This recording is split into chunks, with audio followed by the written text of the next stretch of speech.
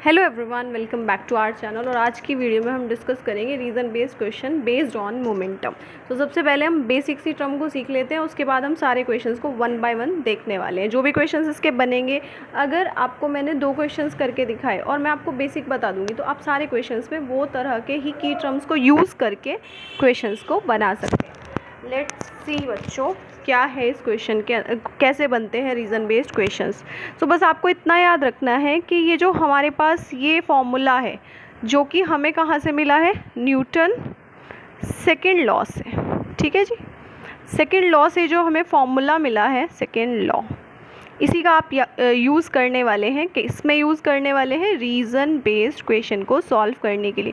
और reason based question किस पे बेस्ड है बेटा, मोमेंटम पर। ठीक है जी, चलिए देखते हैं। अब देखते हैं इसमें है क्या। इसमें बेसिक सी बात आपको ये याद रखनी है कि मोमेंटम को रिड्यूस यानी कि कम कराने के लिए, मोमेंटम मतलब बॉल या फिर कोई भी चीज़, उसकी जो वो जिस स्पीड से आ रही है उसकी स्पीड को कम करने के लिए आपको सिर्फ और सिर्फ टाइम को इंक्रीज़ करना है। ठीक है, जैसे ही आप टाइम को इंक्रीज़ कर देंगे, कोई बॉडी बहुत तेज़ी से आ रही है और आपने उसको, वो जब तेज़ी से आ रही है तो आपने थोड़ा टाइम ले लिया उसको लैंडिंग के टाइम।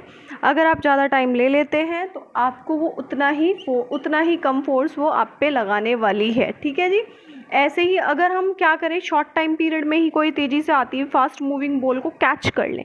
अब हमने क्या करा, टाइम को क्या करा, कम जल्दी ले लिया उसको बॉल को। ठीक है, तो उससे क्या होगा, उतना ही ज़्यादा फोर्स हमारे को लगेगा और हमें उतना ही ज़्यादा हर्ट होगा। अगर आप ये की पॉइंट समझ गए जो कि हमारे मोमेंटम के रीज़न बेस्ड क्वेश्चन में यूज़ होने वाले हैं, that will be very easy to you for solving all the question based on the momentum. ठीक है, तो अब देखते हैं क्या करेंगे हम रीज़न बेस्ड क्वेश्चन में और किस तरीके से हम सॉल्व करेंगे। यू ओनली पढ़ने वाले हैं Newton second law of motion के। तो एक बार Newton second law of motion देखते हैं फटाफट से। क्या है, F=ma। ठीक है, ये अभी हमने पढ़ा भी था न्यूटन सेकेंड लॉ, लेकिन इसको हम और लिख सकते हैं, किस तरीके से लिख सकते हैं कि फोर्स जो है वो प्रोपोर्शनल है मोमेंटम चेंज के अपॉन टाइम के। तो ये दोनों हम अपनी कन्वीनियंट के लिए लिख के रख लेते हैं। अब आते हैं सबसे पहले, ये तो फॉर्मूले हमें बाद में पता चले, साइंटिस्ट ने हमें दिए, बट एक्चुअल में इनका डेली लाइफ से क्या रिलेशनशिप है, क्या एप्लीकेशन है न्यूटन के सेकेंड लॉ ऑफ मोशन की। Let's see an examples.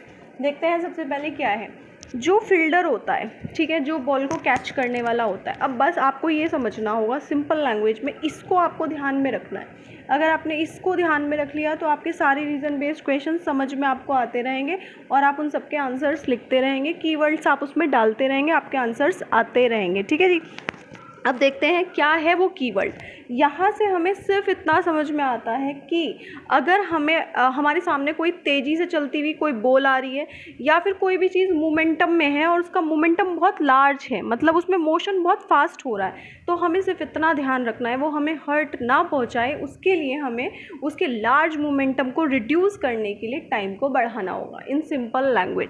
तो उससे क्या होगा, हमें उतना ज़्यादा फोर्स उस चीज़ का लगने नहीं वाला और हमें उतना ज़्यादा हर्ट होने नहीं वाला। Is it clear. और दूसरी बात, अगर हमने ऐसा नहीं किया, लार्ज मोमेंटम में ही किसी चीज़ को पकड़ लिया, तो क्या होगा, तब उसके साथ साथ लार्ज मोमेंटम मतलब वो तेज़ी से आ रही थी और उसको हमने पकड़ लिया, कोई भी चीज़ तेज़ी से आ रही थी उसको हमने पकड़ लिया, तो उतना ही ज़्यादा वो फोर्स हमारे पे अप्लाई करेगा। Is it clear. सिंपल, आपको समझ में आ गया कि मोमेंटम के रीज़न बेस्ड क्वेश्चन बनेंगे कैसे। वो इसी फॉर्मूले से बनने वाले हैं। आपको मोमेंटम यानी कि कोई स्पीड से कोई चीज़ आ रही है और उस स्पीड से चीज़ जो आ रही है उसका आपको क्या करना है कि वो आपको हर्ट ना करे, उसका फोर्स आप पे ज़्यादा इम्पैक्ट ना डाले। तो आपको क्या करना होगा, उसके लार्ज मोमेंटम को, और लार्ज मोमेंटम कैसे होता है, या तो कोई चीज़ बहुत तेज़ी से आ रही हो, क्योंकि मोमेंटम हमारा वेलोसिटी और मास पे डिपेंड करता है, या फिर कोई चीज़ भारी हो और वो बहुत तेज़ी से आ रही हो। तो मोमेंटम क्या होगा, लार्ज कब होगा, अगर वेलोसिटी ज़्यादा हो या फिर मास उसका ज़्यादा हो, या दोनों में से कोई एक चीज़ ज़्यादा हो या दोनों ही ज़्यादा हो। तो करना क्या है रीज़न बेस्ड क्वेश्चन में, कीवर्ड क्या है आपको मैंने यहाँ से बता दिए कि बस आपको ये चीज़ अपने माइंड में रखनी है और सारे रीज़न बेस्ड क्वेश्चंस आपके बन जाएंगे। ठीक है, सो हमें क्या समझ में आया कि हमें लार्ज मोमेंटम को रिड्यूस करने के लिए टाइम को बढ़ाना पड़ेगा। अगर हम टाइम को बढ़ा देंगे तो हमारे को उतना ही ज़्यादा कम हर्ट होगा और उतना ही कम फोर्स हमारी बॉडी को लगने वाला है। और अगर हम ऐसा ना करें, हम टाइम ना बढ़ाएं, हम लार्ज मोमेंटम के साथ ही उस चीज़ को जो भी हमारे सामने से आ रही है उसको हम ले लें, कैच कर लें, तो उसका मतलब क्या होगा, हमें उतना ही ज़्यादा हर्ट होगा, उतना ही ज़्यादा फोर्स हमारे ऊपर लगेगा। Is it clear? चलिए अब देखते हैं इसके कुछ एग्जाम्पल, मतलब एप्लीकेशन। ठीक है, जो फील्डर होता है वो मूव्स बैक, वापस मतलब क्या करता है, अपने हाथ को मूव्स बैक, पीछे की तरफ लेके जाता है।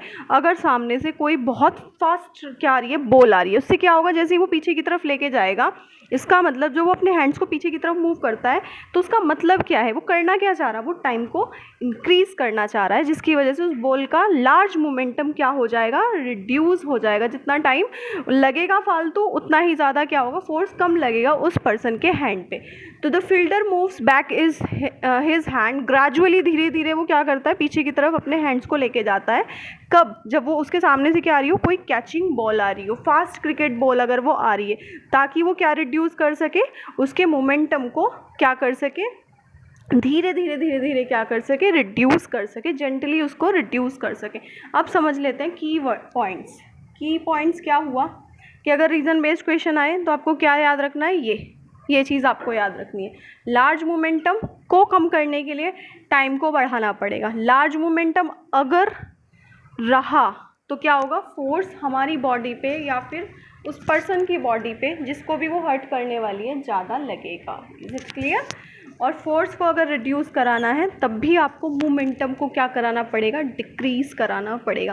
पार्ट 1, पार्ट 2 और ये पार्ट 3 है। हमने पार्ट 1 और पार्ट 2 में मोमेंटम बहुत अच्छे से समझा है, आप जा करके उस वीडियो को ज़रूर से विज़िट करिए, आपको समझ में आ जाएगा। ठीक है, और अब देखते हैं सेकंड क्या है इसका आपका application, a high jumper athlete. अब जो हाई जंपर एथलीट्स होते हैं उनको ग्राउंड पे सीधा वो क्या करते हैं, ग्राउंड पे कुशंस को या फिर सैंड्स को बिछा दिया जाता है। वो मेन काम क्या है, क्योंकि जो कुशंस होते हैं या जो सैंड होता है वो कैसी साइड होती है, वो होती है सॉफ्ट लैंडिंग साइड।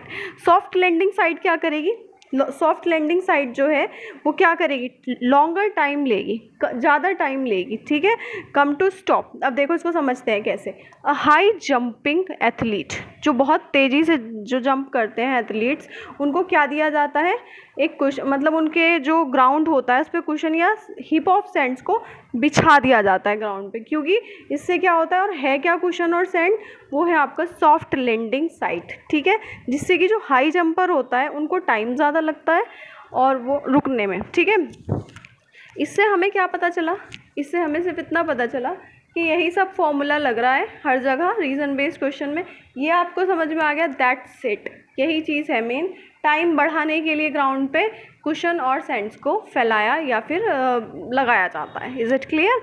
सो यही हमें समझ में आया कि फोर्स अगर किसी इंसान को ज़्यादा लगेगा, इसका मतलब कि उसके अंदर मोमेंटम ज़्यादा है और उसमें आपने टाइम को रिड्यूस नहीं करा, तो उससे क्या होगा, ज़्यादा हर्ट हो सकता है। अगर आपको हमारी वीडियोस अच्छी लगती हैं so do like, share and subscribe our YouTube channel. अब देखते हैं नेक्स्ट हम फॉर्मूला बेस्ड न्यूमेरिकल्स की तरफ मूव करते हैं, विच इज़ F = ma। न्यूमेरिकल्स की कुछ अप्रोच देखते हैं कि कैसे हम न्यूमेरिकल्स को सॉल्व करने वाले हैं और क्या क्या हमारे न्यूमेरिकल्स में फॉर्मूलेज यूज़ हो सकते हैं। ठीक है, तो अब सबसे पहले मैं आपको सारे न्यूमेरिकल्स फॉर्मूले बताऊँगी कौन कौन से यूज़ हो सकते हैं। फर्स्ट ऑफ ऑल आप कुछ पॉइंट्स को समझ लीजिए। इसमें हमारा मोशन की इक्वेशंस भी लग सकती हैं जो हमने मोशन वाले चैप्टर में पढ़ी थी। अकॉर्डिंग टू हमारी जो भी डिमांड होगी वो हम लगाएंगे। फर्स्ट इक्वेशन आपकी ये है, सेकंड ये है, ठीक है, और थर्ड है आपकी v² = u² + 2as। अच्छा, ये तो लग ही सकती हैं। इसके साथ साथ आप सिर्फ इतना याद रखिए कि अगर कोई बॉडी रेस्ट से स्टार्ट हुई, ठीक है, अगर कोई बॉडी रेस्ट से स्टार्ट हुई तब आपको इनिशियल वेलोसिटी को 0 मानना है। अगर कांस्टेंट स्पीड के साथ यानी कांस्टेंट वेलोसिटी के साथ चल रही है तब आप उसमें एक्सेलरेशन तो क्रिएट नहीं होगा, तब उसमें आपको a को 0 मानना है।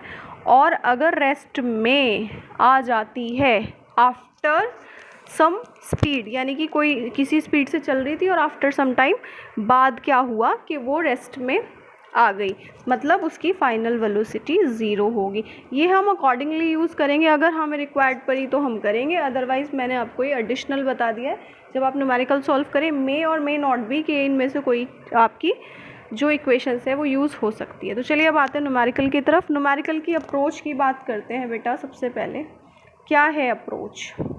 अप्रोच है न्यूमेरिकल की सबसे पहले वैल्यूज़ जो भी गिवन है उसको सिंबल्स में आप लिख लीजिए, ठीक है। चलिए अब देखते हैं इसके आंसर को कैसे सॉल्व करना है, और वैल्यूज़ जो भी गिवन है उसको सिंबल की फॉर्म में लिख लीजिए। चलिए देखते हैं क्या है। व्हाट फोर्स, क्या फोर्स वुड बी नीडेड, ज़रूरत पड़ेगी टू प्रोड्यूस, क्या प्रोड्यूस करने के लिए, 4 मीटर पर सेकेंड के एक्सेलरेशन को। तो हमें क्या पूछा है? फोर्स, ठीक है। हमसे पूछा कि कितना फोर्स लगेगा अगर हमें प्रोड्यूस कराना है एक्सेलरेशन, कितना एक्सेलरेशन प्रोड्यूस कराना है, एक्सेलरेशन कितना प्रोड्यूस कराना है, यानी किसी भी ऑब्जेक्ट के अंदर कितना आपको वेलोसिटी इंक्रीज़ करवानी है 4 मीटर पर सेकेंड स्क्वायर की रेट से इन अ बॉल, एक बॉल में, ठीक है। और उस बॉल का मास कितना है? 6 kg। तो हमारे पास m की वैल्यू कितनी है? 6 kg। तो अभी आपको क्या कैलकुलेट करना है? फोर्स। तो हमें पता है according to Newton second law जो हमने अभी डिस्कस किया था, उसके अकॉर्डिंग क्या है? यूजिंग, क्या यूज़ कर रहे हैं आप? Newton's second law. तो क्या होगा बेटा इसका? ये तो अब आप सोचेंगे कि तो बहुत ही सिंपल था, फॉर्मूले बेस्ड था, तो हमने कर लिया, ठीक है। लेकिन ऐसा कुछ नहीं है, मास की वैल्यू पुट कर देंगे और ये हमने इसको जब मल्टीप्लाई किया तो हमारा आंसर न्यूटन में आया।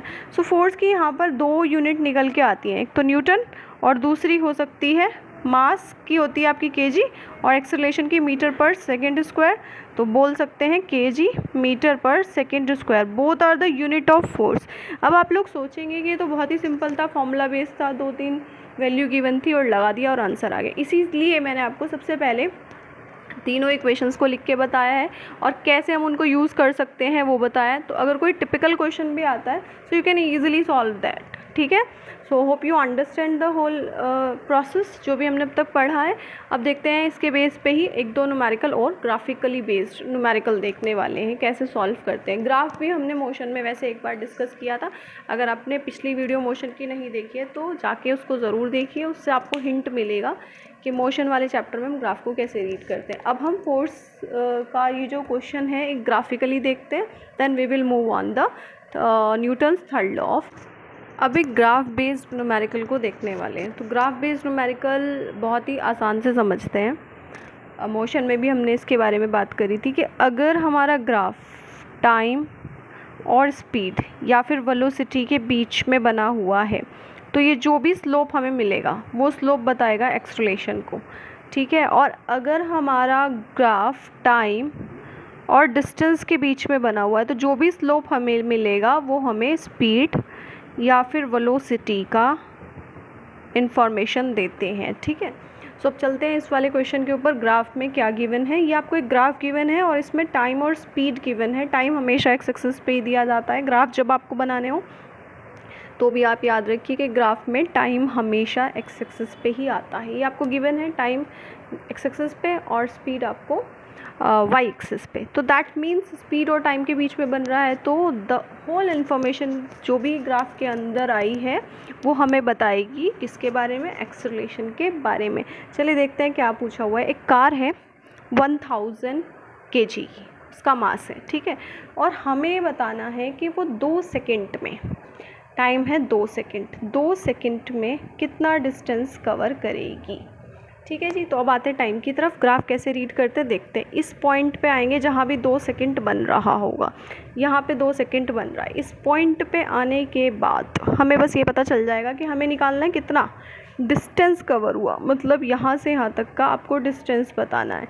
ये हमने ना मोशन वाले चैप्टर में देखा था कि जब ग्राफ हमारा बन रहा होगा वेलोसिटी और टाइम के बीच में और डिस्टेंस निकालना होगा, तो जो पॉइंट होता है जहाँ से भी हमें डिस्टेंस निकालना है उसको ज्वाइन कर देते हैं, और जो भी फिगर बन रहा होता है हमारा, जैसे यहाँ पे ट्राइंगल बन रहा है, जो भी फिगर हमारा बन रहा होता है उसका हम एरिया निकाल लेते हैं। तो हमारे पास एरिया निकालने से उस ऑब्जेक्ट का क्या निकल के आ जाता है? डिस्टेंस निकल के आ जाता है। लेट्स सी कैसे निकालने वाले हैं हम। तो अगर हमें निकालना है क्या कि इस पॉइंट पे 2 सेकेंड पे कितना उस मूविंग ऑब्जेक्ट ने डिस्टेंस कवर किया, तो हम निकालेंगे एरिया। एरिया किसका निकालने वाले हैं आप? इस ट्राइंगल का। कहाँ पे बन रहा है ये? ए बी, इसको नाम दे दीजिएगा, लेट्स सी, कुछ भी ओ दे देते हैं। तो आप एरिया निकाल दीजिए ट्राइंगल ए ओ बी का।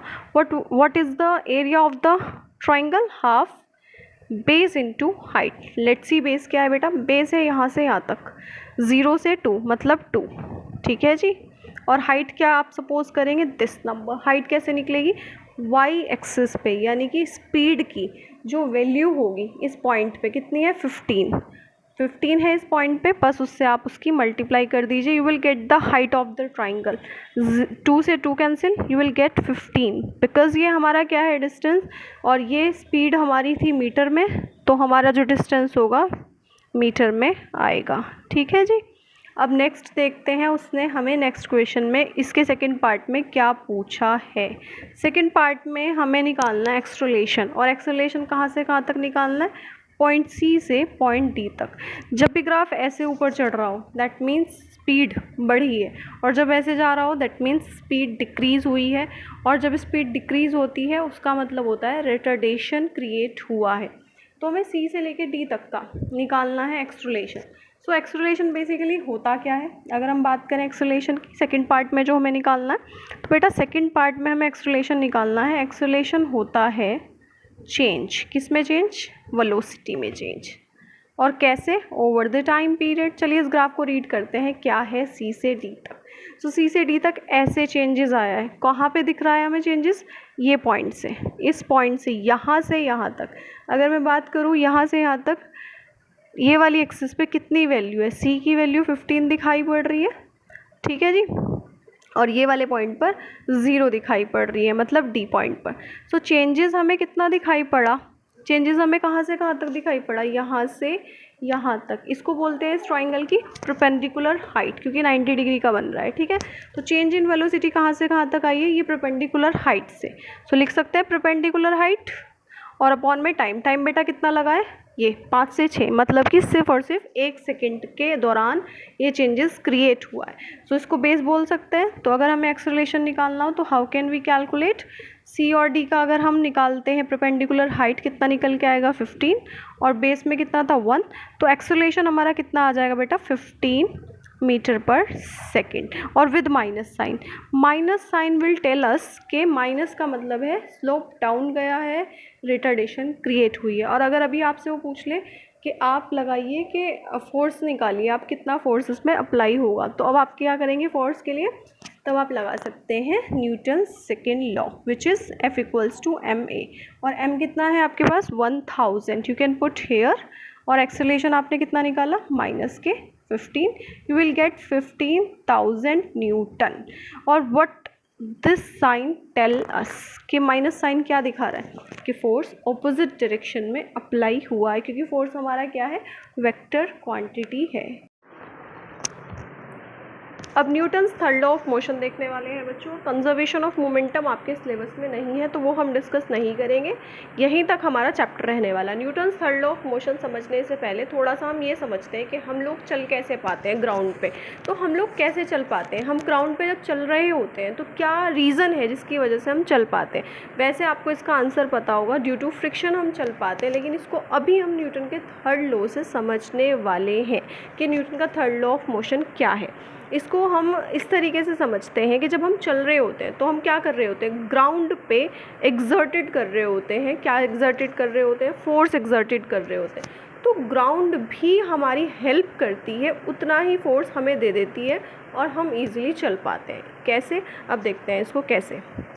ये कोई पर्सन है, ठीक है, और ये पर्सन जब जा रहा है तो ग्राउंड पे क्या कर रहा है? फोर्स को एग्जर्टेड कर रहा है। फोर्स को एग्जर्टेड कर रहा है मतलब कि फोर्स लगा रहा है ग्राउंड पे।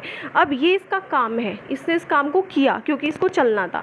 तो जब ये कोई काम कर रहा है तो ये पहला मतलब ये बंदा है जिसने क्या करा है?